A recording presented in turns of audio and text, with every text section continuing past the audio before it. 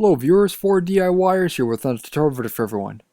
In this particular video here, I'll be doing a demonstration on 5 different ways to remove a stuck drum on a brake assembly. Don't forget to check out my website at www.4DIYers.com and subscribe to my social media pages such as Google+, Twitter, Facebook, and Instagram. Links are all included in the description below. Depending on how the drum is stuck will affect which method is needed to remove the drum. You should be able to get an idea of how the drum is stuck by trying to move it, either by rotating or trying to pull it from the hub. If you are able to rotate the drum, then the pads aren't stuck against or stuck to the braking surface.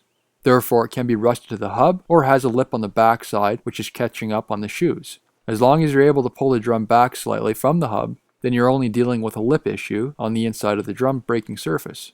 Now on the other hand, if you cannot rotate the drum, then the pads are engaged either by rust, stuck wheel cylinder, or a stuck parking brake. Starting with the first method, this is probably the most common solution for a stuck drum, which isn't rusted to the hub and will provide some give if the pads are rusted to the braking surface. Gain access to the rear of the drum assembly, we will be looking for an inspection hole, which is closed up with a rubber grommet. Remove the rubber grommet, and this will give you access to adjust the automatic adjuster. There is a specialty tool to move the star wheel, but a standard screwdriver will work just as well. Just ensure that the shaft isn't overly large diameter, as it won't fit in the hole.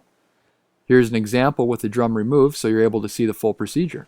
2 screwdrivers are needed. The other screwdriver doesn't necessarily have to be a standard, as it just needs to push the lever back. Insert the first screwdriver into the hole, push back the lock. Then take the second standard screwdriver and rotate the star wheel. Remember, the automatic adjuster will turn in different directions for both the passenger and driver side of the vehicle. An easy way to determine its direction is to turn the star wheel without disengaging the lock lever. If it turns the one way and not the other, that means the shoes are expanding. Therefore, it rotates in the opposite direction to loosen.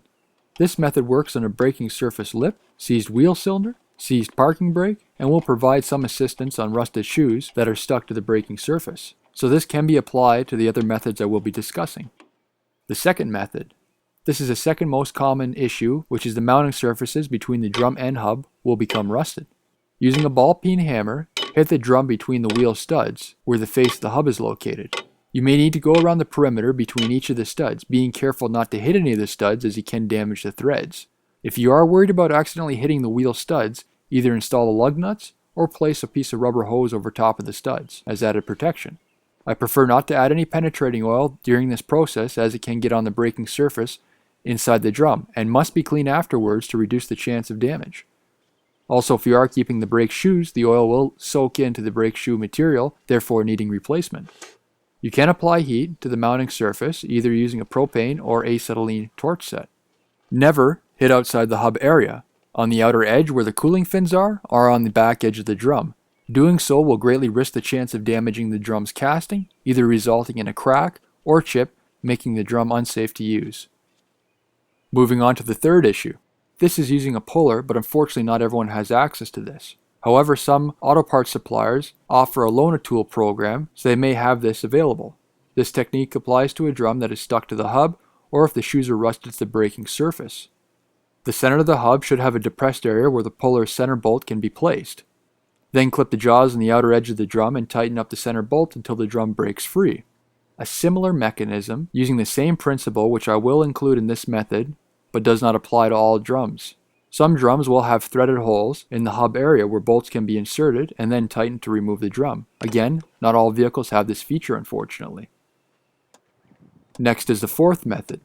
No specialty tools are needed, but this only applies if the emergency brake was applied recently or stuck. To determine if it is stuck, operate the lever inside the vehicle and you should feel loose travel before tension is applied. Another reason for that loose travel is if your parking brake is out of adjustment. The emergency brake cable can become filled with rust or dirt, therefore not allowing it to return to its neutral position. The cable will need to be replaced even if you are able to get it loose, as it can occur again. First try jiggling the cable, adjust it, and if that fails, then cut it directly behind the brake drum assembly as close as possible. The parking brake lever inside the drum assembly will release and allow the shoes to retract. Now the final option, the fifth method. If all else fails and you are unable to disengage the shoes from the drum, then complete disassembly as required. First start by clipping the hold down pins on the back side. You should be able to pull them back slightly to slip in a set of bolt cutters or an angle grinder and cut the heads off. Once done, this will allow you to fold the shoes within the drum, either by pulling back by hand or with the assistance of a puller. Sometimes the shoes can become wedged up against the automatic adjuster and wheel cylinder, but this is something you'll have to cope with. If that fails, then remove the wheel cylinder where the fasteners can be accessed from the backside of the backing plate. Along with that, disconnect the brake line, as we don't want to put any added stress on that.